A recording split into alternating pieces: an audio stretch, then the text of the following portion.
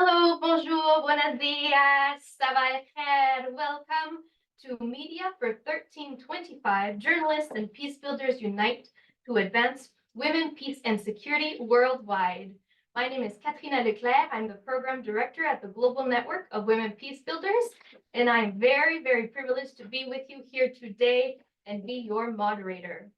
First, we'd like to recognize the co-host of this event, of course, the Global Network of Women Peacebuilders, the Government of Canada, the Permanent Mission of Colombia to the United Nations, the Austrian Development Agency, Congolaises Actives Médias, Media RDC, Kilalo Press, Partout Media Production House.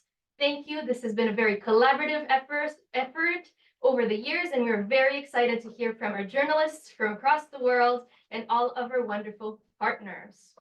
Now, colleagues, we have interpretation available for you. You should be able to access this on your screen at the bottom using the little globe icon to be able to select your preferred preference. We like to remind all speakers to please speak slowly in order to access interpretation and make interpretation easier for all of us. Now, without further ado, I'm going to pass the floor to Frank Zongwe, who is the managing director from Kilalo Press from the Democratic Republic of Congo. He is also the second place winner of our Global Media for 1325 competition held in partnership with the Austrian Development Agency. Frank has prepared a video montage of the recent election process in the Democratic Republic of Congo and of women political aspirants in the country. Let's start with this.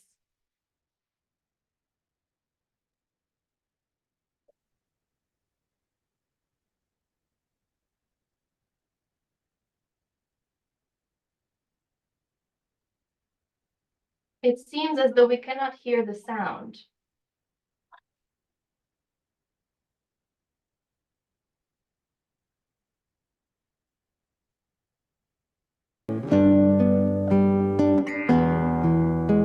Aujourd'hui, nous sommes en train de travailler pour que la femme reconnaisse qu'elle est actrice.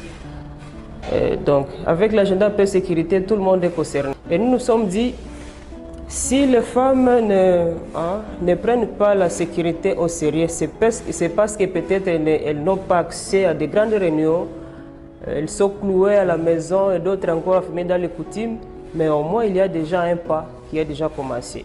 Donc ceux-là déjà qui ont l'ambition politique, nous avons l'obligation de les accompagner. Ceux-là qui veulent œuvrer dans d'autres secteurs, nous les accompagnons aussi. Mais l'année électorale, c'était vraiment avec une spécificité des femmes politiques. J'ai été journaliste pendant plus de 20 ans. J'ai fait aussi la presse, l'audiovisuel. En 2017, j'ai voulu faire l'armée nationale. Bon, comme il y a des critères dont je n'avais pas rempli tous ces critères-là, c'est ainsi que je fais les recrutements au sein des FRDC. Et j'ai quand même essayé un peu de convaincre au moins 50 jeunes qui ont adhéré à l'armée nationale, qui sont aujourd'hui des vrais combattants. Et parmi eux, il y a ceux-là qui étaient des licenciés, même de gradués, et qui peut-être d'ici là, ils vont faire la formation à l'académie militaire. J'ai essayé un peu de travailler au ministère de l'Intérieur comme chargeur de communication et mobilisation de la Commission nationale de contrôle des armes légères et petits calibres et réduction des violences armées. Donc en 2023, vu l'expérience, nous avions dit qu'il fallait que nous puissions postuler à la députation nationale pour être élus comme député national, afin de parler tout cela au niveau de l'Assemblée nationale pour qu'on trouve des solutions palpables par rapport à la situation qui se passe surtout à l'est du pays particulièrement. Et même sur toute l'étendue du territoire national généralement, parce qu'il y a des problèmes dans chaque province. Alors il faudrait que nous, en tant que femmes, qu'on puisse participer, mais aussi qu'on soit dans des postes de prise de décision. Vous savez, avec les médias, des fois, les gens nous minimisent, on ne voit pas la presse, et pourtant moi je peux parler même le premier pouvoir, même si on parle du quatrième pouvoir, mais c'est le premier pouvoir parce que c'est tout le monde, avant de partir même au travail, on doit écouter l'information. J'étais candidate aux législatives passées et on a constaté qu'il y avait beaucoup de choses qui n'allaient pas. En fait, nous avons élevé notre voix nous avons apporté notre contribution par rapport à la recherche de la paix et la sécurité. Et nous avons vu que parfois là où on voit des rapports, des recommandations, ce sont toujours des hommes qui décident.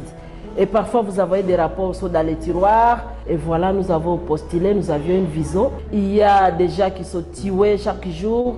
Il y a des mouvements insurrectionnels. Il y a des groupes armés qui naissent parce que la paix n'est pas garantie d'abord par les dirigeants de notre pays. Et là, c'est parce qu'il manque la voix de la femme, de par l'expérience même des femmes de la Bible, les Esther, les Abigail, de par même les femmes d'autres pays, et les Jeanne d'Arc et les autres, de par même les femmes qui se sont levées par-ci par-là comme en Haïti. Et même maintenant, nous avons des femmes qui sont aux affaires ici à Tanzanie, en Ouganda, et même à Nigeria. On s'est dit, c'est le moment de dire aux hommes que nous devons le faire.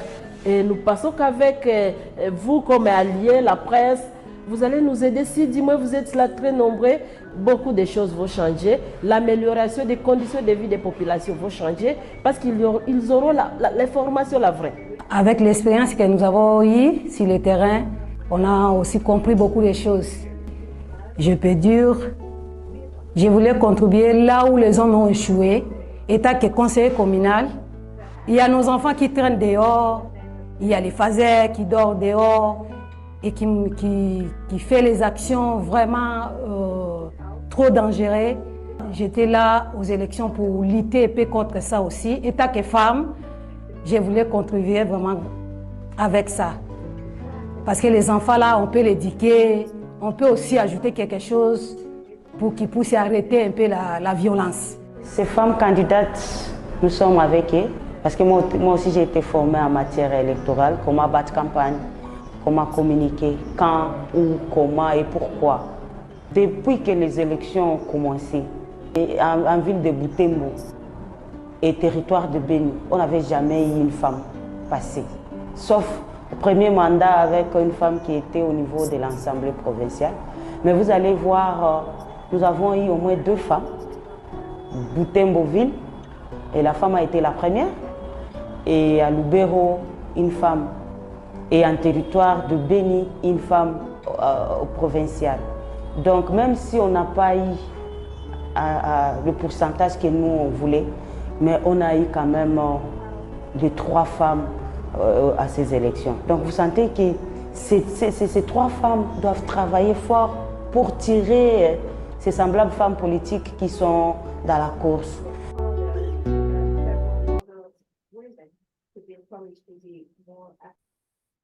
Merci beaucoup à Frank Zongwe qui nous a préparé ce montage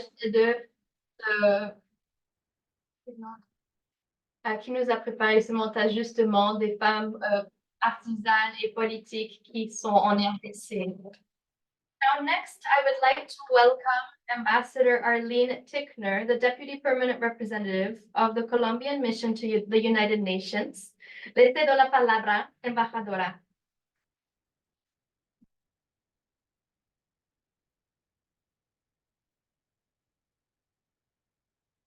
Ambassador? Oh, Ambassador, I think you're muted. Sorry. Buenos días a todas, todos. Good morning. I first want to start by thanking the organizers for this event, in particular GNWP, with whom we have a very close and important, I think, working relation, and obviously the government of Canada. I will not speak very long because I think we are here to listen to the important testimonies of the journalists, but I did, in addition to thanking you, wanted to say a few words about the case of Colombia, which is an important, I think, laboratory for looking at journalistic practices. By force of circumstance, sadly, journalists in our country have a long history of reporting on armed conflict and on refining the reporting done on different facets of the armed conflict, including those related to gender and how women have been particularly affected by our war. We've also been, sadly, one of the countries for many years that has been one of the most dangerous places in the world to be a journalist, given the number of violent non-state actors and the difficulties of state protection in different parts of the national territory. This, I think, fortunately has begun to change with both the 2016 peace process and with the election of the government of Gustavo Petro, who I proudly represent, in the sense that both the peace process and the commitment to total peace that my government has adopted has paved the way for both stronger protection measures for journalists, in particular in rural areas where protection continues to be a significant challenge, and in terms of creating participatory schemes for both public policy and for training of different social actors to provide their own accounts of their experiences of the armed conflict. I want to just provide two examples of this that I think are important. One is a project conducted by the national daily El Espectador, where I actually wrote a newspaper column weekly for 12 years called Colombia Más 20, which has provided a venue for reporting, and in particular, those affected by the war to report on the different experiences of the armed conflict. There's been a very clear effort to provide voice to different women in terms of their experiences of the war. And secondly, any number of community-driven efforts to provide capacity building to those affected by the war at the local level. I just want to mention one.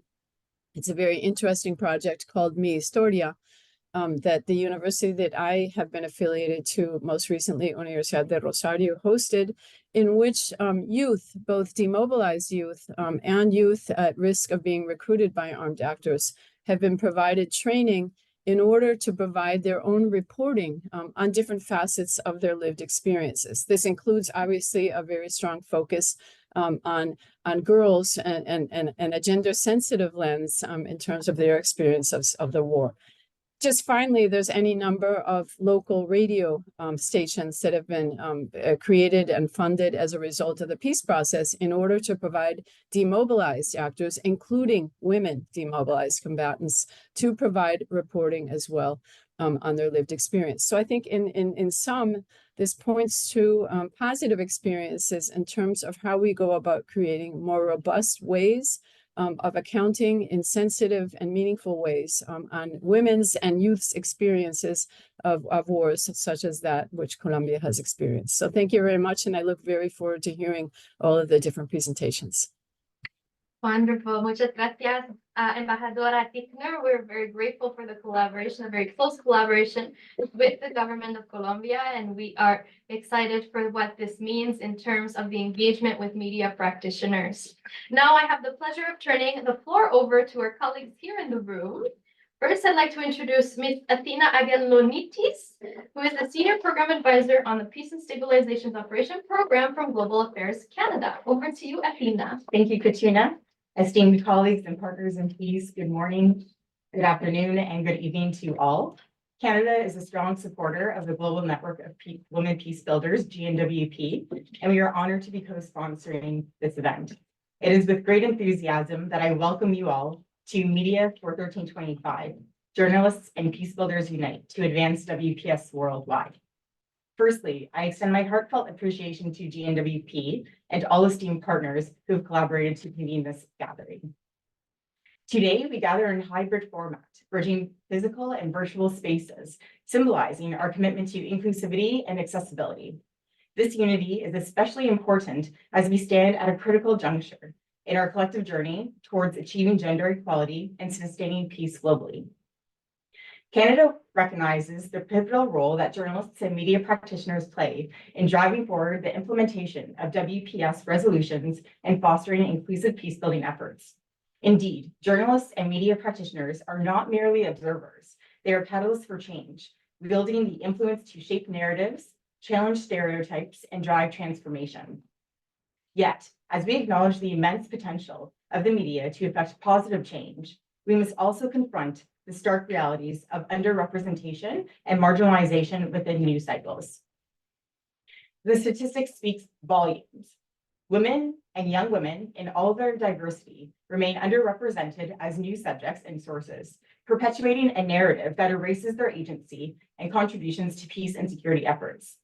This is particularly true for women and young women belonging to groups that have been historically marginalized or discriminated against, such as Indigenous women, women with disabilities, and 2SLGBTQI+. This also includes those who are displaced or otherwise in vulnerable situations where they often face increased risks of sexual and gender-based violence, conflict-related sexual violence, and restricted access to social and life-saving services. Further, women peacebuilders are often increasingly targets of physical and cyber attacks to silence their advocacy and thwart their peacebuilding efforts. In response to these complex and multifaceted challenges, GNWP, with Canada's support, continues to be at the forefront, developing innovative programs to make peace more visible and accessible to larger audiences. Their efforts to equip journalists and media practitioners with the tools and knowledge necessary to report on WPS and YPS through a gender and conflict-sensitive lens, as well as launching initiatives like the Media for 1325 Global Award, have been instrumental in promoting gender-sensitive reporting and amplifying women's leadership in peacebuilding in countries affected by conflict and crisis. In Canada, our feminist foreign policy and national action plan on women, peace, and security aim to strengthen women's active and meaningful participation in decision-making, as well as change systems and practices that perpetuate inequality. Canada is proud to be a co-founder of the Media Freedom Coalition with the UK, as well as a former co-chair with the UK and the Netherlands. Media freedom is not only about citizens having access to accurate and reliable information, but it also involves protecting the rights of journalists and media workers. Together, today, we recognize the pivotal role that journalists and media practitioners play in amplifying the voices of those most deeply affected by conflicts, particularly women and young women. Throughout the course of our discussion, we will hear from esteemed panelists representing diverse backgrounds and regions, offering invaluable insights and into the transformative power of media and advancing peace and gender equality. Beatriz, Zalfa, Ruth, Anna, Dr. Solomia, Kusumasari, Ene, and Devin, we eagerly look forward to hearing from you. To our esteemed audience, comprised of policymakers, media practitioners, peacebuilders, and advocates, I urge you to actively engage in today's dialogue, to forge partnerships, and to commit to driving tangible change in your communities. As we embark on this journey together, Canada reaffirms our commitment with member states, multilateral partners, and civil society to strengthen improved support for women's full, equal, and meaningful participation at all levels in leadership, peace processes, and decision-making processes related to conflict prevention and peace building. In recognizing the invaluable contribution of journalists and media practitioners in advancing these goals, we stand by ready to continue our partnership in driving positive change. In closing, let's harness the collective power of media to bolster the voices of women, to dismantle barriers to peace, and to pave the way forward for a more equitable world. Merci, thank you. Thank you, Athena, and thank you. We're so proud and grateful to find a happy and longstanding partner in Canada to advance women, peace, and security with media practitioners and beyond. Now, next, we have another longstanding and very supportive partner who is to my right, Ms. Karina Prohl, who's just arrived in New York, the advisor for gender and development at the Austrian Development Agency. So over to you, Karina. Thank you, Katrina. Good morning, everyone joining us online, ladies and gentlemen, dear colleagues. It is my pleasure to welcome you all on behalf of the Austrian Development Corporation. And let me just express my appreciation to our partners of the Global Network of Peacebuilders, the Permanent Mission of Colombia, Global Affairs Canada, and Ms. Bandanarana, as well as our partners from Lebanon and Congo joining us today. As we are convening here in order to recognize media practitioners whose work contributes to the effective implementation of the Women, Peace, and Security agenda, let me extend a very warm welcome to all the journalists and women peacebuilders who are at the heart of this event today. Dear colleagues, we are aware that journalists have a key role to play when it comes to advancing gender equality. How we see women in media helps shape our perception of their role in society. Too often, women are reduced to their sexuality or represented only as victims. Their leadership is rarely given the space it deserves.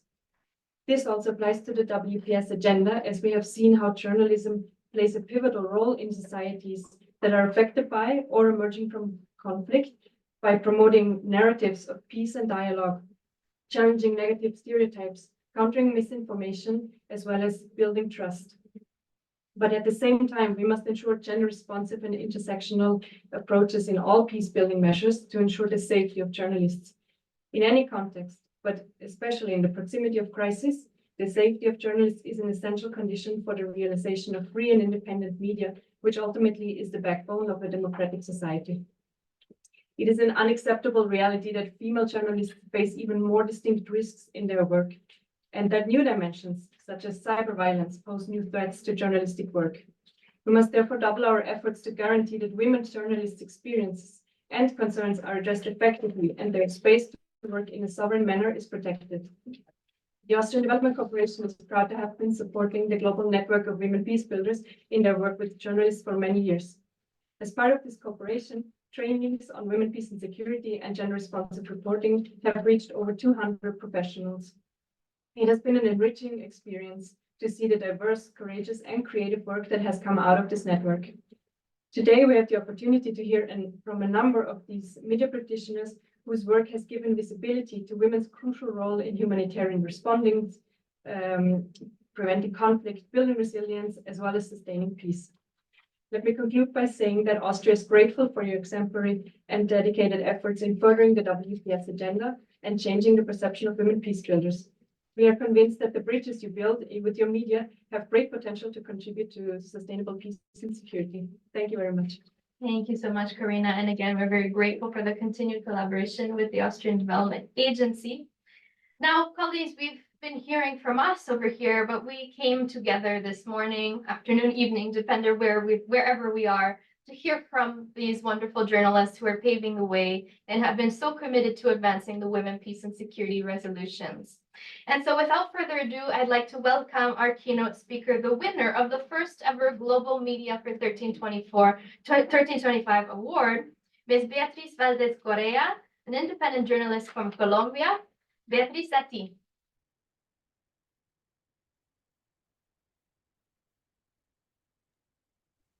Buenos días a todas y a todos aquí. Estoy muy feliz de saludarlas y de pues estar una vez más hablando sobre mujeres, paz y seguridad. Yo hoy quiero hablarles un poco sobre el papel que creo que deberíamos cumplir los periodistas y las periodistas en Colombia. Hace casi 7 años, cuando entré a integrar una redacción dedicada exclusivamente al cubrimiento de la paz, empecé a creer firmemente en que era posible hacer un tipo de periodismo con un propósito distinto de simplemente registrar y explicar algunos hechos. Empecé a creer en un periodismo que defendiera el derecho humano a la paz. Esta redacción alcanzó a tener 10 reporteros y reporteras dedicadas a narrar cómo se estaba empezando a implementar el acuerdo de paz firmado entre el Estado colombiano y la antigua guerrilla de las FARC. Y en ese momento, creo que estamos teniendo un problema con la interpretación. Ok. Y en ese momento, cada día había más noticias e historias sobre mujeres, poblaciones indígenas y afrocolombianas, excombatientes, víctimas, responsables del conflicto, o sobre un tribunal, una comisión o una unidad dedicada exclusivamente a buscar a los más de 100.000 personas desaparecidas en el conflicto armado colombiano. En ese momento, Gloria Castrillón, quien había creado Colombia más 20 del Espectador, creía muy firmemente en que lo que estábamos haciendo era siendo el repositorio de la paz en Colombia. Y con esa idea viajamos a muchísimos lugares y conocimos a cientos de personas que, como nosotras, también creían que la paz era posible. Con el paso de los años, esa realidad se empezó a transformar y las periodistas tuvimos que cubrir noticias sobre conflicto y violencia cada vez más a menudo. El año pasado, cuando yo integraba otra redacción dedicada al periodismo local, me vi nuevamente escribiendo historias contrarias a las que había escrito apenas un año atrás o 2 años atrás. Pero esta vez las noticias sobre la guerra inundaban mucho más los titulares que las que en su momento, hace 7 años o hace 5 años, eran las que estaban relacionadas con la paz. Y yo me pregunto, ¿por qué la paz no es un tema de tanto interés para el periodismo? ¿Por qué el periodismo no cubre con tanta fuerza la búsqueda de la vida digna que cada día hacen miles de personas en mi país? ¿Por qué los periodistas y editores de las grandes salas de redacción siguen considerando las historias de resistencia a la guerra como temas light o notas bonitas o notas coloridas? Nos hemos preguntado qué quiere la gente sobre las búsquedas de la paz. Lamentablemente hoy en Colombia hay decenas de poblaciones confinadas, hay personas desplazadas y entre esas muchas mujeres que continúan sufriendo un conflicto que no les pertenece. Y yo me pregunto nuevamente qué debemos hacer como periodistas. Y para mí la respuesta sigue siendo la misma que al principio.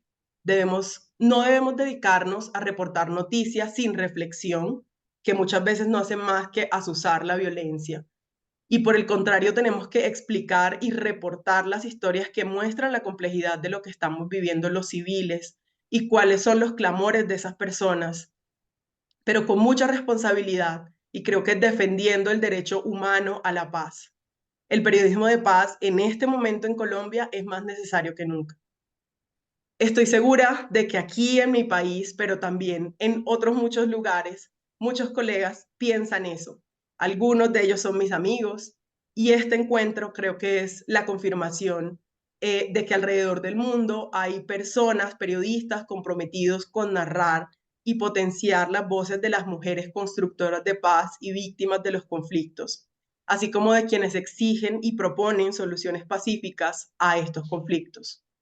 Hoy, cuando hace falta tanta humanidad y cuando ante nuestros ojos ocurren genocidios, estamos aportando a crear una red global de periodistas para la paz, porque creemos que nos ayudará a ampliar una mirada sobre nuestras realidades, a afinar nuestra creatividad a la hora de cubrir la paz y fomentar la colaboración que tanta falta nos hace. Trabajar en red es un propósito que considero que es noble.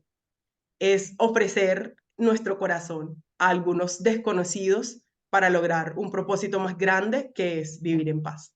Muchas gracias. Gracias a ti, Beatriz. And now I'd like to open up this conversation with another video about the work GNWP has been doing with and in collaboration with media and journalists across the world, and a little bit about behind the scenes of the global network of journalists.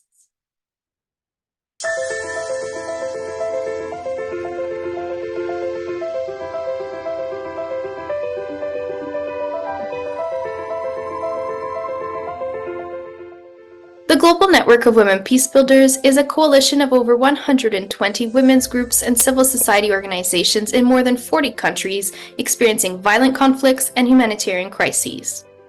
We work to implement the United Nations Security Council Resolution 1325 and its supporting resolutions on women, peace, and security that call on governments to ensure increased representation of women at all decision-making levels to prevent and resolve violent conflicts. We are proud to launch the Media for 1325 network to encourage more journalists and other media practitioners to highlight women's vital roles as leaders, peace builders, and decision makers. Media can either perpetrate narratives of violence or play a paramount role in promoting women's human, social, and economic rights. It uses for the latter media its key to promote peaceful and resilient communities through the popularization of the women, peace, and security resolutions. GNWP advocates for general responsive and conflict-sensitive journalism through our Media and WPS program. We do this through 3 elements. We build capacity and train journalists and media practitioners to increase their understanding of their role in promoting WPS and gender equal peace and capacity to fulfill it. Between 2018 In 2023, GNWP trained more than 500 journalists in 14 countries: Armenia, Cambodia, Colombia, Georgia, Malaysia, Moldova, Kenya, Lebanon, Philippines, Indonesia, Thailand, Vietnam, Uganda, and Ukraine. We have initiated our Media for 1325 competitions to create incentives and recognize the gender-responsive coverage of issues related to peace and security. At the regional level, in collaboration with UN Women Indonesia, we hosted the Southeast Asia Media and WPS Award competition. We received submissions from Cambodia, Indonesia, Malaysia, the Philippines, Timor-Leste, Thailand, and Vietnam to emphasize journalists and media practitioners' role in amplifying the WPS agenda and ASEAN efforts to preserve press freedom in the region, and GNWP's media and WPS trainings, which advocate and educate on gender and conflict-sensitive reporting on women's role in peace and security. Internationally, GNWP organized the first ever Global Media for 3025 Award in 2022 in collaboration with the Austrian Development Agency, featuring journalists from 30 countries. The winning piece from Colombian journalist Beatriz Elena Valdez Correa highlighted the work of a young woman who channeled her trauma into empowerment to work with victims of sexual violence, including sex workers, to combat the stigmatization of victims of conflict-related sexual violence in Colombia. GNWP has also hosted Media Piece of Change on WPS in 2022 with the support of Global Affairs Canada's Peace and Stabilization Operations Program. We convened winners of the national competitions of Colombia, DRC, and Nigeria in Beirut, Lebanon, to share experiences, best practices, and lessons learned on gender and conflict-sensitive reporting. The media practitioners also interacted with local Lebanese women and youth peace builders, community leaders, and government authorities who lead the Women, Peace and Security Resolutions implementation. The winner of the Lebanese competition, producer Zalfa Assaf, also joined GNWP in New York for the 67th session of the Commission on the Status of Women. As wars and humanitarian crises increase and intensify, and women's rights are taken instead of being protected, it is more critical than ever that the international community protect and promote the rights of media practitioners. The media power to amplify women's peace builders' voices is essential to ensuring they are heard, their perspectives are valued, and they influence all decision-making processes. The Global Network of Women Peace Builders is committed to advancing Media for 3025 to spotlight women's leadership and realize our vision for gender equality and peace. Wonderful. What an overview. The last few years of the work with media practitioners across the globe. Now, we've heard from us, we've heard from Beatriz. Now you've heard what we've done in several different regions across the globe. Now let's hear directly from some of our other winners of the national competitions. The time is now, folks. It is entitled A Global Call for Gender-Sensitive Reporting in Conflict and Post-Conflict Affected Regions. We'll start by hearing from Zalfa Assaf, the CEO of Partout production house in Lebanon. We're going to hear Zalfa speak about the journalistic responsibility of producing empowering and survivor-centered content, which was also the theme of her winning documentary for the national competition in Lebanon. Over to you, Zalfa. Oh, we don't hear the sound.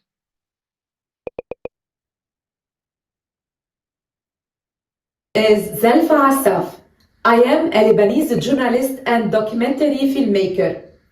I am the CEO owner of Partout Media Production House. I have been working in the field of TV content provision and media production since 2011. In 2022, I won the first place WPS Award Media for 1325 for my documentary Women Fighters for Peace, which highlights the stories of 4 Lebanese women fighters. Journalism for peacebuilding regarding women, peace, and security includes empowering women's voices, raising awareness about their challenges, and promoting gender equality. It means advocating for these issues through storytelling and highlighting the importance of women's perspectives. At the community level, it involves fostering dialogue, understanding, and solidarity to create a more peaceful and inclusive society. After winning the Media for 1325 competition, I feel a high sense of responsibility and motivation to continue advocating for women's equality. This has inspired me to embark on a new documentary titled Lady of Music, which highlights the journey of 4 Arab female orchestra leaders who formed a turning point in our Arab musical heritage. Journalists should create stories that empower survivors by focusing on their experiences, ensuring their stories are told respectfully, avoiding creating drama, and keeping the content challenging stereotypes. This means telling their stories ethically with the survivors' well-being in mind. These principles were applied in the documentary for which I won the award, and in my whole journey in the field of documentary filmmaking. Let me summarize the features of my story's heroes. The award-winning documentary Women Fighters for Peace highlights the stories of 4 Lebanese women fighters who fought during the fierce battles of the Lebanese War in 1975. When these fighters realized that war is the destruction of oneself and others, they regretted their awful past and decided to become women fighters for peace. They moved toward peace with various concepts to raise awareness in Lebanese society with the aim of not repeating the war and creating a conscious society. The documentary sheds light on the dirty past of women, highlights their regret, and then keeps up with their peace activities. Now, let's move to the documentary that highlighted equality in orchestra conducting in an Arab world that opposes women in this role. Lady of Music highlights the journey of 4 Arab female orchestra leaders from Lebanon, Egypt, and Tunisia, and follows women in a society where conducting orchestras is seen as a male-only role. These women conquered the challenges in societies that rejected their roles. Despite bullying and criticism, their perseverance led to remarkable success locally and globally. Journalist networks are crucial for sharing information and connecting communities. Journalists play a vital role in changing local stories by reporting accurately and representing various viewpoints. To stay connected and updated, follow me on social media. Thank you. Mabruk, Mabruk, Zalfa, thank you so much for sharing this with us. And yes, please follow on social media for more. Next, we will hear from Ms. Ruth Biachiouyi, la fondatrice de Congolaises Actives Médias en République démocratique du Congo, qui va nous parler du rôle des médias et de leur influence pour appuyer la localisation de l'agenda femmes, paix et sécurité au niveau local. À vous.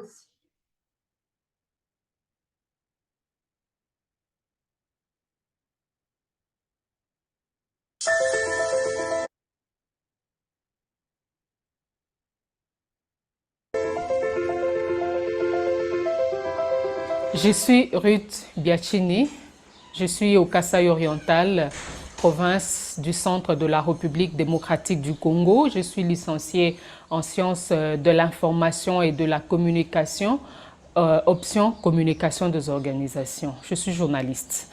J'ai évolué dans les médias plus de 10 ans, dans l'audio et dans le visuel, Actuellement, je suis promotrice du média en ligne Congolaises Actives qui fait la promotion des femmes. Je suis lauréate du premier prix Média Femmes, Paix et Sécurité en République démocratique du Congo, édition 2022, concours organisé à Kinshasa par le cadre permanent de concertation de la femme congolaise CAFCO avec l'appui de GNWP. Je considère la pratique du journalisme pour la consolidation de la paix comme cette façon responsable de traiter les informations avec exactitude et impartialité. C'est une pratique de la profession journalistique qui encourage les actions de cohésion sociale, qui encourage les parties en conflit à utiliser les voies pacifiques pour résoudre leurs conflits. Également, la reconstruction de la société déchirée par les conflits. Alors, cette pratique invite le journaliste à accorder la parole à tous les protagonistes d'un conflit pour que chacun parle de sa version des faits. Moi-même, je suis le changement. J'ai pris une orientation depuis que j'ai gagné le prix Média Femmes, Paix et Sécurité en 2022. 3 mois après, j'ai créé mon propre média, un média qui encourage la diffusion des articles qui boostent les femmes, un média qui encourage le leadership féminin. C'est le seul média, comme je peux le dire, thématique, en dehors des autres qui existent déjà dans notre communauté. Et c'est le premier à avoir la ligne éditoriale femmes. Et comme il y avait d'autres médias en ligne ici au Kasaï oriental, celui-ci est, comme on peut le dire dans notre jargon, un média sensible au genre. J'aime écrire sur les succès des femmes pour encourager les autres à s'inspirer de celles qui les ont précédées. Également parler des difficultés auxquelles les femmes font face. J'aime présenter la femme comme une force et non comme une victime. Voilà. Les médias ont un pouvoir incontournable partant de cette position qu'ils occupent dans notre communauté. Ils ont la capacité de faire changer les lignes dans le traitement de leur information ou alors toute autre production médiatique pour présenter les femmes comme les artisanes de paix, les encourager à la résilience après avoir été victimes des conflits par exemple. Les médias peuvent stimuler les femmes à donner leur voix quand on leur tend le micro, car elles constituent aussi une source d'information importante dans le contexte de conflit. Alors, les médias peuvent aussi aider à déconstruire les préjugés et les stéréotypes qui soutiennent que la femme ne peut rien dans un contexte de conflit, elle n'a qu'à subir par exemple. Les journalistes sont aussi des agents de changement. Ils partageront dans leur production médiatique les innovations. J'ai fait référence aux accords de paix ou aux actes de réconciliation des autres protagonistes, comment ils sont parvenus à résoudre leurs conflits. Et aussi, les journalistes vont produire des contenus médiatiques qui doivent privilégier le dialogue entre toutes les parties prenantes au conflit. Alors, ils doivent accorder le même temps de parole à chacune des parties dans le strict respect mutuel les uns vis-à-vis des autres pour inciter chaque partie à écouter le point de vue de l'autre. Les journalistes peuvent faire des productions médiatiques qui racontent les difficultés que vivent les victimes du conflit. Le journaliste ne privilégie pas un camp au détriment de l'autre. Chacun aura le même temps d'antenne pour donner son récit et proposer des voies de sortie. C'est aussi un canal approprié, les médias, donc c'est aussi un canal approprié pour sensibiliser les leaders, les décideurs à prendre des décisions favorables à la cause des victimes. Et je profiterai par cette occasion pour faire un plaidoyer en faveur d'une formation spécifique des journalistes qui s'inscrivent dans la dynamique de production médiatique sur la thématique des conflits. Le réseau est pour moi comme un cadre d'échange, d'expérience. Je le considère également comme notre conseil de rédaction où nous devons discuter des angles à aborder quand il s'agit de traiter des informations ayant trait au conflit par exemple. C'est au sein du réseau où nous pouvons partager avec les collègues des autres provinces, des autres pays sur comment eux aussi sont parvenus à réaliser des reportages qui ont eu un grand impact dans leur communauté respective.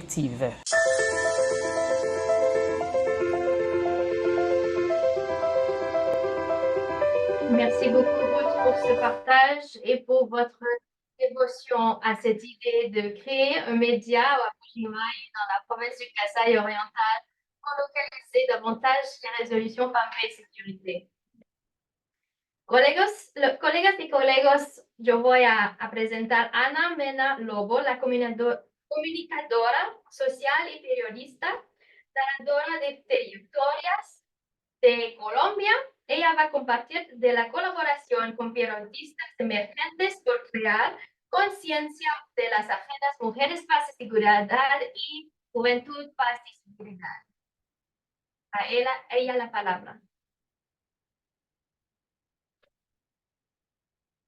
Soy Ana María Mena Lobo, comunicadora social y periodista, y fui la ganadora del Premio Nacional de Periodismo Mujeres, Paz y Seguridad en su versión 2022. Y aquí les voy a contar un poco del impacto de la Agenda 1325 en mi profesión.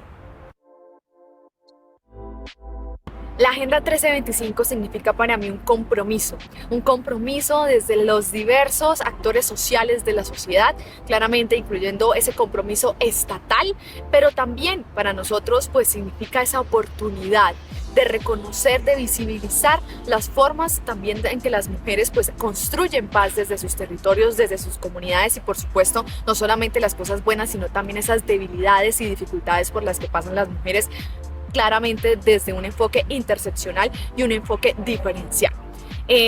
Para mí la Agenda 1325 cuando la conocí también creo que nos hace un llamado a los comunicadores sociales y periodistas, a las comunicadoras sociales y periodistas específicamente, porque en estos momentos la comunicación y el periodismo pasa por momentos difíciles. La Agenda 1325 lo que hace es generar una trascendencia en este ejercicio que nosotros hacemos en esta labor que es el periodismo y decir también que dentro de nuestra labor también existen periodistas que deben estar comunicando cómo está esta agenda, las debilidades, las fortalezas, los avances y también pues lo que se debe hacer respecto a ello en la política pública de las comunidades y por supuesto de los países en plan nacional de acción que se ve reflejado en cada país. Además quisiera agregar que desde la resolución 1325 también pues nos motiva a unirnos, a hacer lazos entre mujeres y por supuesto entre comunicadoras sociales y periodistas para comunicar, para ampliar ese mensaje y ese compromiso que se debe tener con esta agenda y por supuesto detrás de allí está esa visibilización de poder decir que las mujeres estamos construyendo un mundo más equitativo, más igualitario, más participativo para nosotras y por supuesto para las futuras generaciones.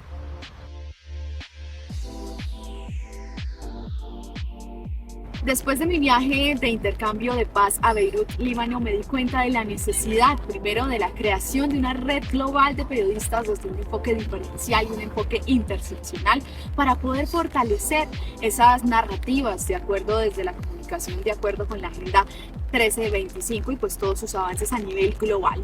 Pero eso no es todo, también me di cuenta que en mi comunidad, desde mi municipio San Vicente de Chucuí y desde mis otros trabajos comunitarios podía aportar a visibilizar ese rol de la mujer, no solamente la mujer rural, sino la mujer también en la participación política y en la clave de la mujer en la construcción de paz de los demás territorios. Pero ¿qué es esto de la salud sexual y reproductiva y por qué es importante para las mujeres en cada territorio? Andrea Ariza, feminista y periodista experta en derechos sexuales y reproductivos, nos amplía la información. Cuidamos mucho a nuestros hijos, dónde están, con quién están, dónde están nuestras hijas. Los padres nos preocupamos dónde está el hijo, dónde está la hija, con quién está. Todo esto para darme cuenta que este impacto que se ha logrado ha sido un impacto compartido, un impacto gracias a que cada mujer, a que cada grupo de mujeres ha estado dispuesto a escuchar también esas fortalezas, esas metas de la Agenda 1325, pero también nos han contado de sus experiencias, sus debilidades, sus fortalezas, como por ejemplo las mujeres mineras o las mujeres rurales y por supuesto desde lo poco que he podido conocer de la investigación, también he estado trabajando en ese ámbito para conocer cuáles son los mayores retos que tienen las mujeres tanto en lo urbano como en lo rural. A través de estas experiencias me he dado cuenta del rol clave de las comunicadoras sociales y las periodistas en las comunidades y por supuesto también en los grandes medios de comunicación. Y es por ello que insisto mucho en la creación y el fortalecimiento de esta red global de periodistas que nos permita a nosotras como mujeres encontrarnos alrededor de esta resolución 1325, pero también encontrarnos alrededor de lo que necesitan las comunidades de mujeres: visibilización, empoderamiento y sobre todo, escucha. Muchas gracias a ti, Ana. We can give them a round of applause to all three of our wonderful journalists. These are winners of the national competitions held in Lebanon, DRC, and Colombia in partnership with Global Affairs Canada. Now, colleagues, we have the pleasure of hearing next a musical performance from Dr. Solomia Ivakiev, the artistic director of music at the Institute Concert Series in New York City, the head of strings, associate professor of violin and viola at the University of Connecticut, violin faculty at the Longy School of Music of Bard College, who will perform a work by Ukrainian women composer Hanna Havrielets, who passed on during the second day of the invasion in 2022. The piece is called Ex Libris for solo violin. Over to you, Solomia. Thank you for being with us. Thank you for having me. It's an honor to meet so many wonderful and strong women.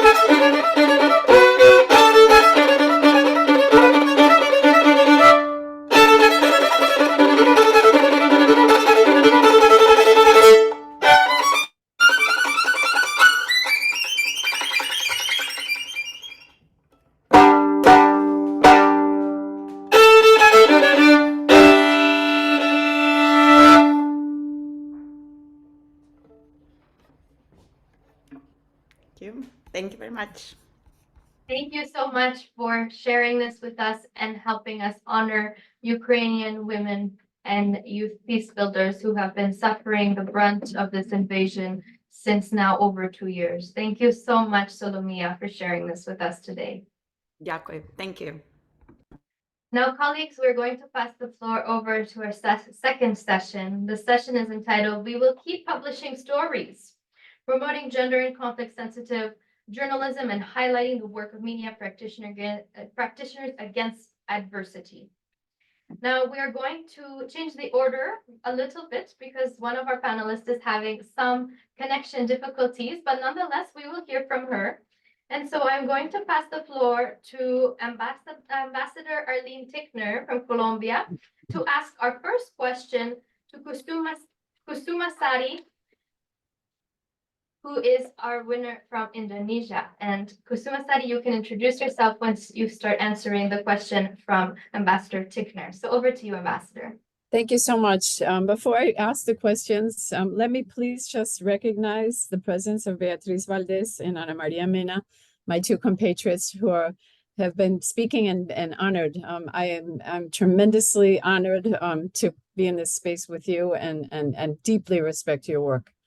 Kusumari, welcome, and we're very happy to have you as well. I have two questions for you. The first, what are the challenges and barriers to gender responsive and conflict sensitive reporting in Indonesia? And second, how can journalists ensure that their coverage leads to positive changes rather than inciting violence? Two quite complex questions, but I will hand the floor over to you and welcome. Hello, thank you, Miss Arlene, for the questions, and also thank you, Katrina, for the introduction. I'm Kusuma Sari Aningtyas, based in Indonesia, and I would love to. Is that okay if I greeting everyone first before I start answering, Katrina? Yes, go ahead. You can go ahead. You can tell us a little bit more about your work and answer the questions from the ambassador.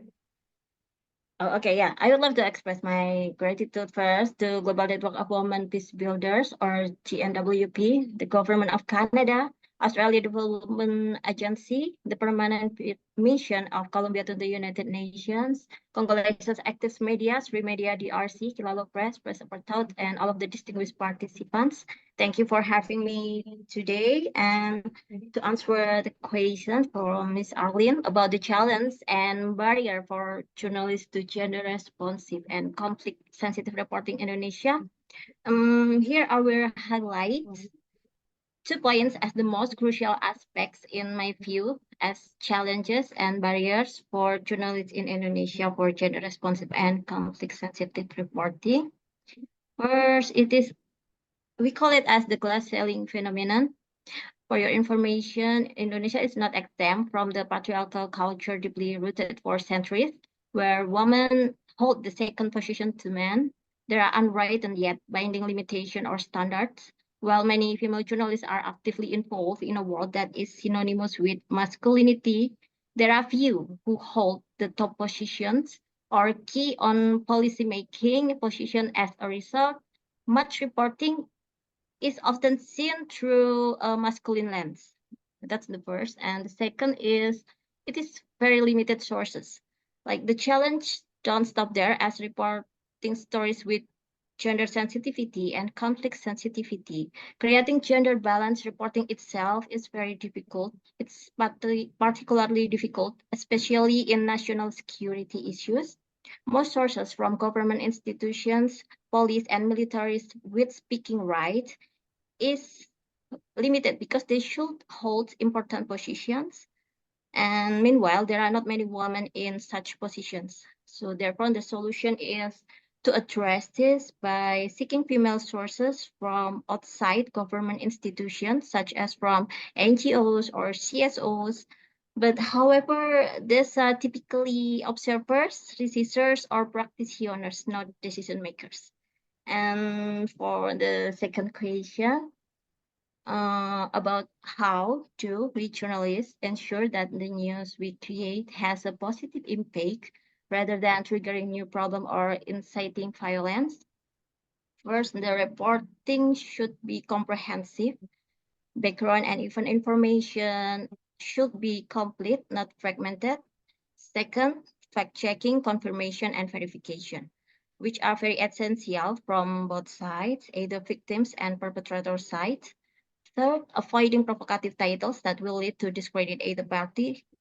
Fourth, using positive journalism practices alongside with solution-focused journalism. For example, include experts or observers who will provide insights on problem-solving dialogue or negotiations.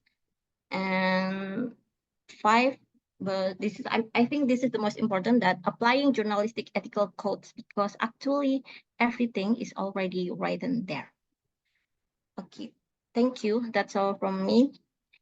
Thank you so much, Kusuma Sari. We are so grateful that you were able to join us. We know it is late for you in Indonesia right now. And I also want to recognize that Kusuma Sari was one of the winners of our regional competition held in Southeast Asia earlier in 2023 in partnership with UN Women, funded by the Government of Canada and the Government of the Republic of Korea. And so we're very grateful to have had now national level, regional level, and global level competitions for media practitioners.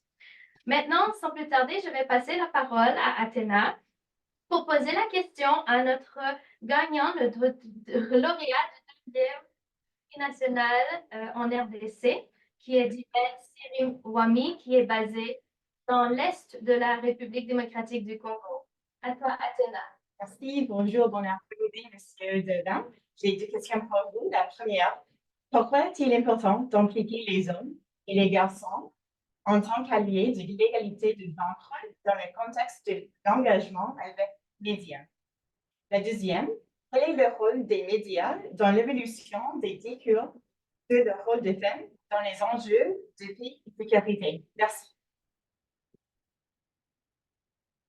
Dibet, c'est à toi. Alors, merci beaucoup. J'espère que tout le monde me capte. Merci pour la question. Merci à GNWP. Oui, on te capte très bien. Voilà, merci à GNWP pour cette opportunité. Je vais tout de suite répondre à ces deux petites questions pour gagner le temps. On me pose la question de savoir l'importance d'impliquer les hommes et les garçons dans l'engagement médiatique pour l'égalité des sexes. Voilà, les premiers éléments, c'est pour déconstruire les stéréotypes et les discours dominants. Les hommes et les garçons peuvent contribuer à déconstruire les stéréotypes déjà néfastes grâce aux médias, en s'exprimant contre les messages sexistes et misogynes. Ils peuvent influencer positivement les perceptions et les attitudes. Leur implication permet de créer un contre-discours puissant qui valorise l'égalité et l'inclusion. Un deuxième élément, c'est promouvoir les modèles positifs des femmes. Les médias ont souvent tendance à présenter les femmes, à présenter des modèles de femmes stéréotypées, axés sur la violence et la domination, des femmes vulnérables. Pourtant, il y a des femmes qui sont capables, des femmes actrices de paix, des femmes médiatrices des conflits et des femmes ambassadrices de paix. Alors, l'implication des hommes et des garçons à travers les médias peut permettre de mettre en avant ces modèles-là des femmes qui inspirent les jeunes générations à avoir des modèles à suivre, surtout pour les jeunes filles. Un autre élément, c'est accroître la sensibilisation et l'engagement. La participation des hommes et des garçons aux discussions sur l'égalité des sexes dans les médias peut contribuer à sensibiliser un public plus large en partageant leur expérience, leurs perspectives. Ils peuvent encourager d'autres hommes à s'engager dans la lutte contre les injustices des genres. Cela peut créer un effet d'entraînement et de mobiliser davantage de personnes pour la cause. Un autre élément, c'est de renforcer l'impact des initiatives en faveur de l'égalité. L'implication des hommes et des garçons en tant qu'alliés peut renforcer la crédibilité et l'impact des initiatives en faveur de l'égalité des sexes, en s'associant aux femmes et aux organisations féministes comme GNWP. Ils peuvent apporter une perspective complémentaire et élargir les soutiens à ces initiatives. Cela permet de créer un mouvement plus uni et plus efficace pour les changements. Un autre élément, c'est pour favoriser un changement social durable. Et voilà, la transformation des discours et des pratiques médiatiques est essentielle pour créer un changement social durable en matière d'égalité des sexes. L'implication des hommes et des garçons est un élément crucial de ce processus. En s'engageant activement dans l'engagement médiatique, ils peuvent contribuer à construire une société plus juste et plus égalitaire pour tous. En conclusion, l'implication des hommes et des garçons en tant qu'alliés des égalités des sexes, de l'égalité des sexes dans le contexte de l'engagement médiatique est essentielle pour déconstruire les stéréotypes, promouvoir des modèles positifs des femmes, accroître la sensibilisation et l'engagement, renforcer l'impact des initiatives en faveur de l'égalité et favoriser les changements durables, les changements sociaux durables. Alors, pour la deuxième question, par rapport au rôle des garçons dans les changements des discours, sur le rôle de la femme dans la paix et la sécurité, on peut dire que les discours dominants sur la paix et la sécurité marginalisent souvent les femmes et perpétuent les inégalités du genre. Les garçons et les hommes ont un rôle crucial à jouer pour déconstruire ces discours et promouvoir l'inclusion et l'égalité. En s'engageant activement, les hommes peuvent contribuer à créer des sociétés plus pacifiques et plus justes pour tous. Il est crucial de reconnaître que les discours dominants sur ces questions ne reflètent souvent pas la réalité des femmes et contribuent à leur marginalisation. En tant qu'hommes, nous avons la responsabilité de déconstruire ces stéréotypes et promouvoir des récits inclusifs qui valorisent la contribution de la femme à la paix et à la sécurité. Alors, ces discours dominants et leurs impacts, trop souvent, les discours dominants enferment les femmes dans une image de vulnérabilité, tandis que les hommes sont associés à la force et à la violence. Ces clichés limitent cruellement les opportunités des femmes et les excluent des processus décisionnels clés en matière de la paix et de la sécurité. Alors, pire encore, ils alimentent la violence à l'égard des femmes et contribuent à la perpétuation des conflits. L'idée que les femmes sont trop faibles pour participer au processus de paix est un stéréotype particulièrement néfaste. Il nie la force et la résilience dont les femmes font preuve au quotidien et les prive d'une voix essentielle dans la construction d'une paix durable. De même, l'association systématique des hommes à la violence et l'agressivité perpétue une culture de guerre et de domination qui est à l'origine en tant que souffrance. Alors, pour construire une paix véritable et durable,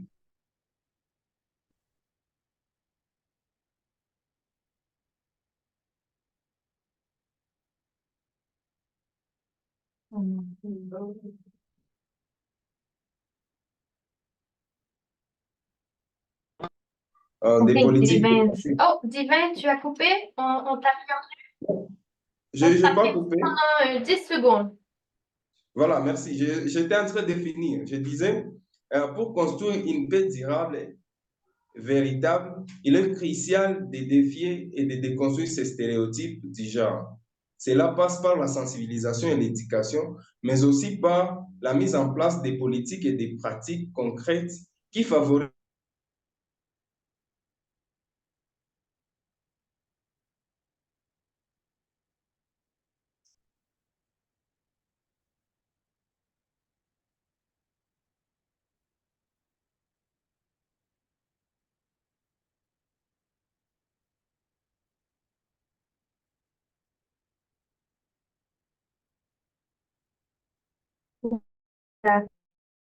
Cool.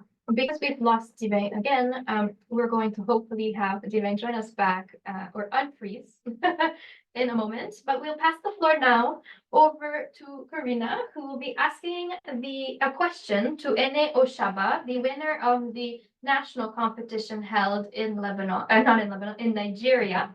So over to you, Karina. Désolé, c'est un problème de connexion. Il n'y a pas de quoi, Divin. On va revenir vers toi après la réponse de Ene, d'accord? D'accord, sans problème.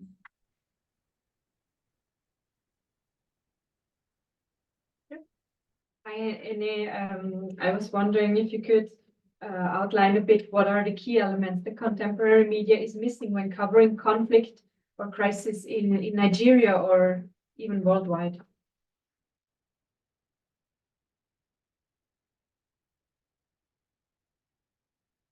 We have a pre-recorded response from NA as the internet has been quite challenging today where NA is in Nigeria.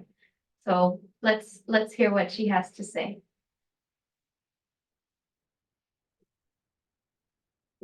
Oh, Vero, we cannot hear the sound from NA's video.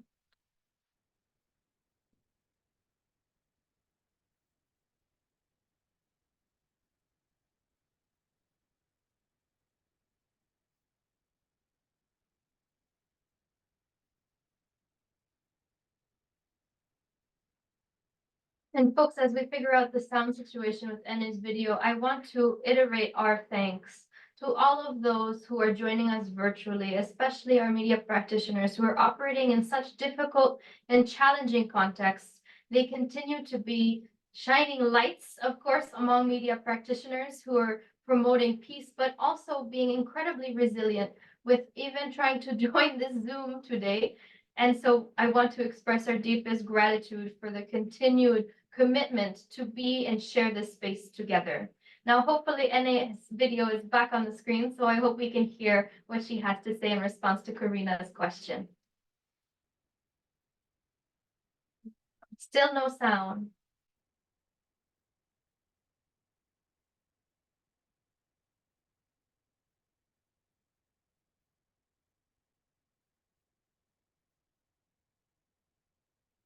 No, still no sound. I'm wondering perhaps Natia, you could try you could try screen sharing so we could hear perhaps on your device. I apologize for joining so late.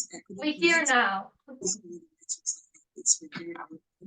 to go straight to the question, what are the key elements contemporary media is missing when covering conflicts or crises worldwide in Nigeria? I would say, first of all, is contextual understanding. Many contemporary media outlets fail to provide sufficient contextual understanding of conflicts or crises. They often focus on immediate events without delving into the historical, political, or socioeconomic factors contributing to the situations. There's also local perspectives. Media coverage often overlooks local perspectives and voices, relying instead on outside experts or official sources. Meanwhile, to get the major stories, to get the major details of what happens during crisis, those who are the eyewitnesses are majorly those who give you the real stories. But because of sometimes censorship or because to hear what the authorities are saying, it seems to overlook the local sources and then focus on only experts saying. Then we also have complex and nuances. Conflict and crisis are inherently complex, yet media coverage tends to oversimplify issues, leading to misinformation and misunderstanding. I would say, okay, when we're covering conflicts, sometimes, for example, we don't consider the gender perspectives. And so we just report generally without looking at all sides. And when you don't report all sides, it means you are not reporting the full story. And most media houses often fail to do this. But in my country, Nigeria, I think there's a deliberate attempt. Most NGOs have tried to train journalists on the need to, include all gender in their report. That should be gender sensitive whenever we're doing our reports. So what we do most times is when you interview one woman, you interview one man so that you can get all sides. Then we're not solution-oriented. We don't do solution-oriented reporting. Media coverage frequently focuses on the problems rather than exploring potential solutions or highlighting efforts to address the underlying issues. Shifting the narrative towards solutions and highlighting successful interventions can inspire hope and foster constructive dialogue. Then another point is ethical considerations. Some media outlets prioritize sensationals and clickbait over ethical reporting, leading to the exploitation of vulnerable individuals and communities. Upholding ethical standards, including sensitivity towards victims and respect for cultural differences is essential in covering conflicts and crises. There's also diverse representation, long-term engagement, which is not very, very adhered to. Media coverage tends to be very episodic, focusing on short-term events rather than providing sustained coverage of ongoing conflicts or crises. Like I earlier mentioned, when we do these reports and we break the story that this crisis is happening in this part, we don't go on to follow up with these stories to a logical conclusion. Most times, sometimes logistic constraints can make journalists not to complete these stories. Sometimes because of how sensitive these stories are, some people may just want to just leave the story at where it is and just wait for official statements to build on the stories, which is also a setback. My own contribution to the solutions on how these issues can be resolved, I think if the GNWP and other funding partners will give journalists the opportunities to pitch stories so that we can be able to follow up, pitch stories and fund these stories, I think that has worked a lot in Nigeria, because most journalists who are committed to their work sometimes are restrained by the logistics that comes with these reports.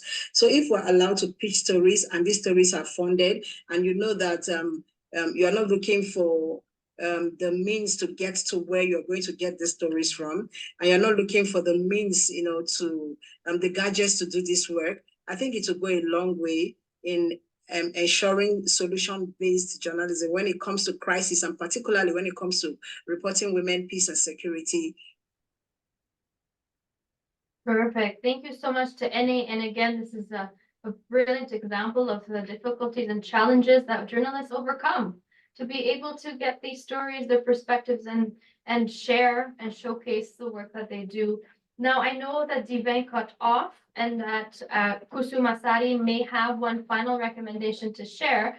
So I'd like to invite them both to be featured on our screen and invite them to give a one minute recommendation to our audience about how to support media and journalists in promoting women, peace, and security. And I will repeat this in French for Divin. Divin, si tu peux revenir avec nous pour 1 minute, j'aimerais te redonner la parole à toi et à Kosoum Masari afin de pouvoir nous partager en 1 minute, s'il te plaît, la recommandation que tu avais par rapport à l'influence et aussi appuyer les journalistes qui promeuvent l'agenda femmes, paix et sécurité. Donc, I see you first, Kosoum Masari, so please go ahead.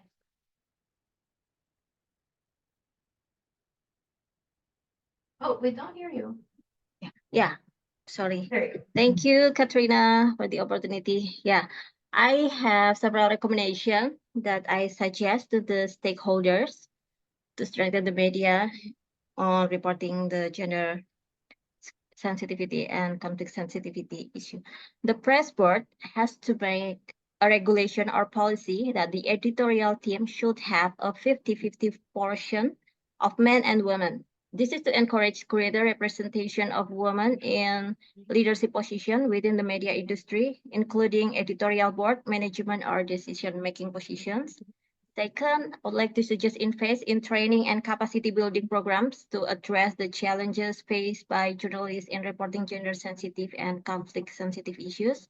This can include workshops on gender-sensitive reporting, conflict resolution, digital skills, and safety protocols for journalists that working in challenging environments. And third, foster collaboration between media organizations, government agencies, international organizations, and civil society to promote gender-responsive journalism. I think that's all from me. Thank you, and back to you, Katrina. Thank you so much, Tias. Divin, est-ce que tu es avec nous? Si oui, peux-tu, s'il te plaît, intervenir? La parole est à toi.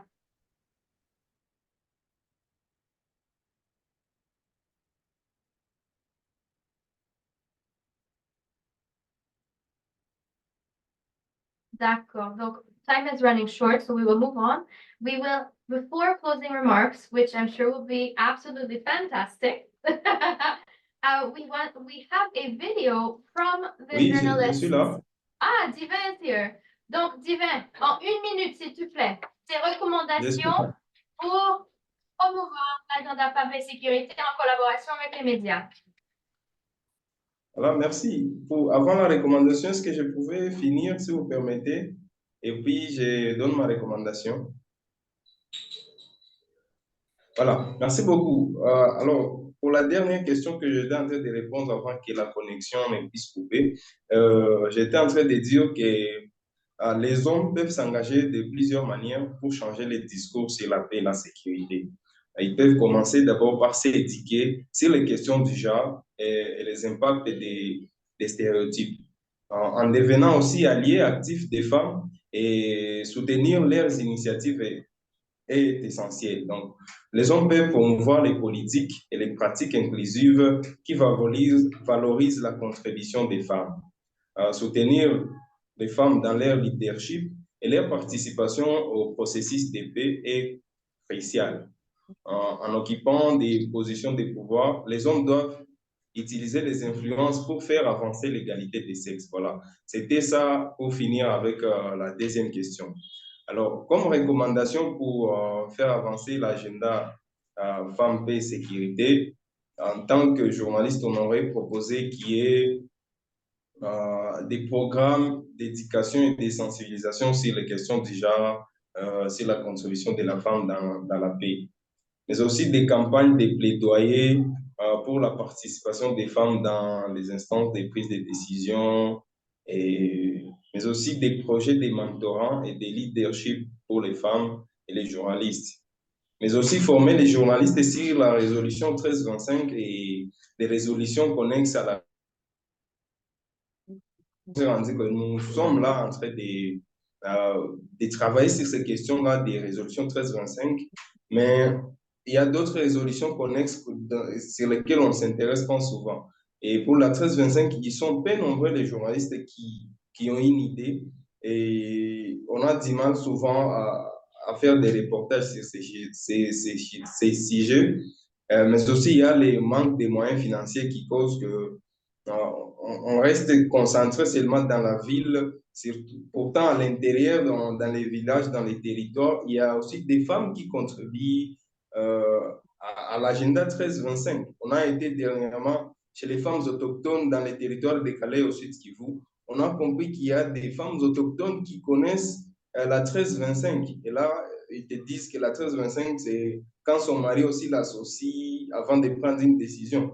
Mais ces femmes là-bas, elles sont modèles, mais on ne sait pas, nous journalistes, arriver dans ces coins et recoins pour faire des reportages. Hein? Et s'il y avait vraiment cette formation et cette possibilité des organisations féministes d'accompagner les médias, d'accompagner les journalistes pour faire des reportages dans les milieux reculés, et peut-être ça peut inspirer d'autres journalistes ou d'autres jeunes et faire avancer la résolution 1325 parce qu'elle n'est pas seulement concentrée dans les milieux urbains. Il y a aussi les milieux ruraux qui en ont besoin. Merci. Merci beaucoup à toi, Divin. Merci aussi de braver les difficultés avec la connexion. Now, colleagues, we'll pass it over to the call to action from our journalist colleagues to join the global network of peace journalists for 1325. So let's listen to their pitch.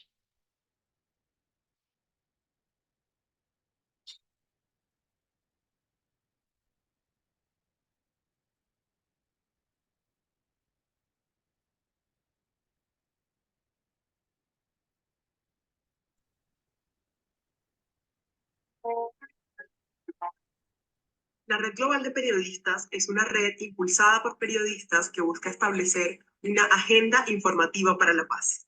تعمل الشبكة على تعزيز التعاون وتبادل المعرفة بين الصحفيين والصحفيات الذين يسعون إلى تحقيق مجتمعات سلمية ومتساوية على المستوى المحلي الوطني والدولي.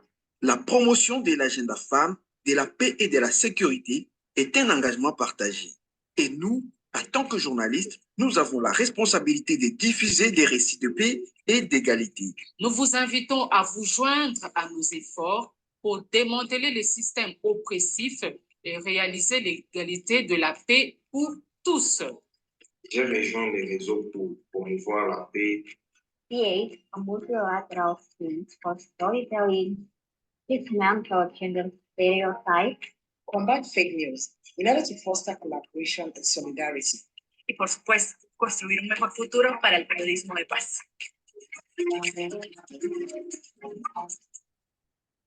Thank you so much.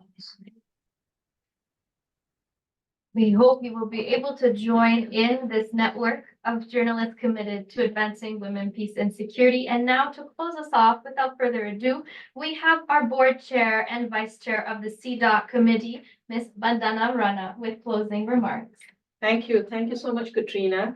And I would, of course, at the outset thank our co-hosts, Athena from the Government of Canada, Corina from the Austrian Development Agency, as well as the ambassador from Colombia for the partnership and for your collaboration in hosting this event.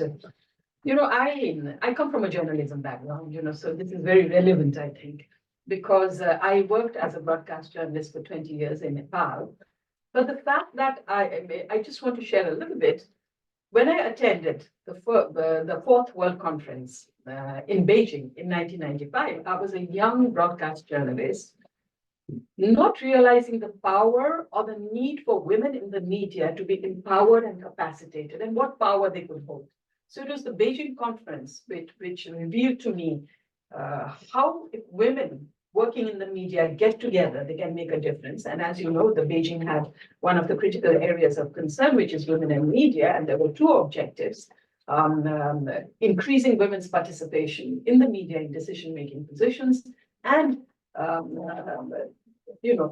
reducing the stereotypical role of women, how it is portrayed in the media. So with these two objectives, when I returned from the Beijing conference, I actually contributed or co-founded, in fact, I was the key founder of a women's media forum in Nepal. That was what inspired me to do that. But cutting the story short, so media is a very, very passionate area for me and related to women, But cutting the story short, coming to conflict now. In 1995, there was another critical area of concern in the Beijing Platform for Action, which is women and armed conflict. And at that time, this was 1995, we in Nepal thought this is not relevant to us. We didn't even understand what armed conflict was. But Nepal went into conflict in 1996, and I was very much hands-on, working in the forefront, supporting women who were affected by conflict. And I remember, I think it must have been early 2000, that I was in a farm, rural area, the district of Nepal, training the women journalists of that region on capacitating their ability to report well, And there was simultaneously in the same hotel, it was a very modest hotel in rural Nepal, same hotel, there was the Federation of Nepalese Journalists, which is a predominantly, is still a male dominated network, a federation, having another training on conflict reporting. I didn't know that. I went there. And I realized there wasn't a single woman in that training. We were in the same hotel, you see. And in the evening, I got to talk to the donor of that training, which was a TFID, I think, UK funding. And I said, do you realize there's not a single woman in the training that you have supported? And he says, well, we tried to, but the journalists told us that there are no women reporting in conflict. So I said, okay, tomorrow, can you come 5 minutes? There's another training going on here of women journalists. So can you come for 5 minutes to a women's training? I just want you to come. He said, okay. So the next morning, I invited him to come to the women's training. And I asked the question to the women journalists: how many of you are in the midst of conflict that is happening? And how many of you get the opportunity to report on conflict and would like to report on conflict, have the ability and the boldness and the strength to report in conflict? And 90% of the women raised, in fact, 100% raised their hands. Some said it was difficult because of the situation that, it was risky, but they all raised their hands. And I said, see, this is where the women are, So, and coincidentally, there was, we had some political upheaval, and there was a rally taken out by this Federation of Nepalese Journalists against a political regime. And the same chair of the Federation of Nepalese Journalists comes to me and tells me, can you please close your training early today at 1 p.m.? And I said, why? We want the women to come and join us in the rally. So you see, if it's in the rally, they want to show the women. But if it's actual work, there is no women who, reporting a conflict. So this is the situation even now, prevalent. So we need to change those narratives about how women journalists are capable, enough to report any hard issues, not just soft issues. So that's because they bring the inside stories, you see. And coming to conflict, I feel that most of the time women are portrayed as passive victims. Of course, they are victims, but it's only portrayed to that, mere portraying of passive victims. Where are the stories of women who are active agents of, peacemaking? The stories of women, local women, who have introduced innovative ways to deal with two armed parties, state and non-state parties. These stories never get into the peace building or the mainstream media. So I think today's topic was extremely relevant. I thank all of you who have who had such valuable insights into this entire thing. I congratulate those of you who have received the award. But it is the need to work collectively, and that is what GNWP does: to collaborate, to work collectively, to forge partnerships. One more topic I wanted to just share before I formally close is about stereotypes and engaging men and boys. Again, these two are extremely important. I've been working in the field for more than 3 decades now, and I feel these are very important. Stereotypes, that's what the Beijing Platform for Action was all about. And I'm happy to say, because I'm connecting now to my other hat, which is I'm a member of the CEDAW committee, which is a treaty on the elimination of discrimination against women, ratified by all of your countries, I think. And I'm happy to inform you that I have that CEDAW will be embarking on drafting a general recommendation on harmful gender stereotypes, which most probably I will be chairing. And I really invite, listening to you, I felt that there's so much to add into that general recommendation. This whole concept about conflict and stereotypes, and particularly media.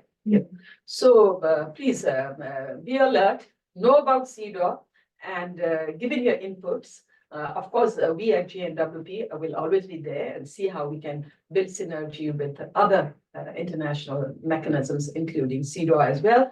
But I have no time to take the names of everyone that I want to thank on behalf of GNWP, but I thank all of you for sharing your stories. And as I said, keep rising, keep inspiring. And of course, thank you to the hosts, and thank you to Katrina for moderating this entire session so well, and the entire excellent GNWP team. You've transformed a small room here to look like a huge international conference.